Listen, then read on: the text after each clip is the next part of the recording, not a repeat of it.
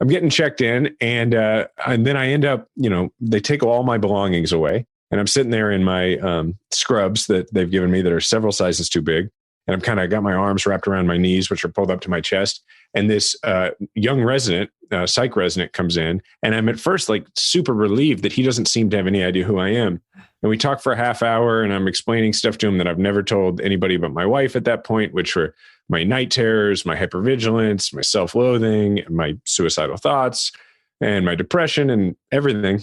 And that, we're having that conversation. About a half hour into it, he says, "So do you have like a particularly stressful job or something?"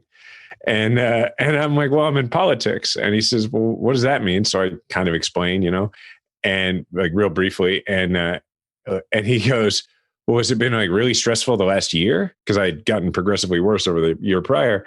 And I said, "Well, I was going to run for president, and I decided to run for mayor instead, but I'm going to call that off tomorrow and just get help." And he said, "Well, wait a minute, president of what?" Yeah, that's what I was going to be like. President of the Elvis fan club? He has no idea who you are. Yeah, I'm like a 37-year-old guy sitting there in pajamas that are 5 times too big on suicide watch, explaining, I'm a presidential candidate.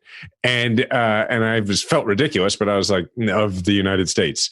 And he says, "Well, who told you could run for president?" So now he thinks you're delusional. Oh, totally. And at this point, I don't realize that. So I've gone from being mortified that people are recognizing me to relieved this guy didn't, to now completely irritated that he doesn't believe me. So I just say, I don't know what to tell you, man. I spent about an hour and a half, just me and Obama in his office, and he seemed to think it was a pretty good idea. And he kind of absorbs that for a second, taps his notebook a couple of times and says, "How often would you say you hear voices?"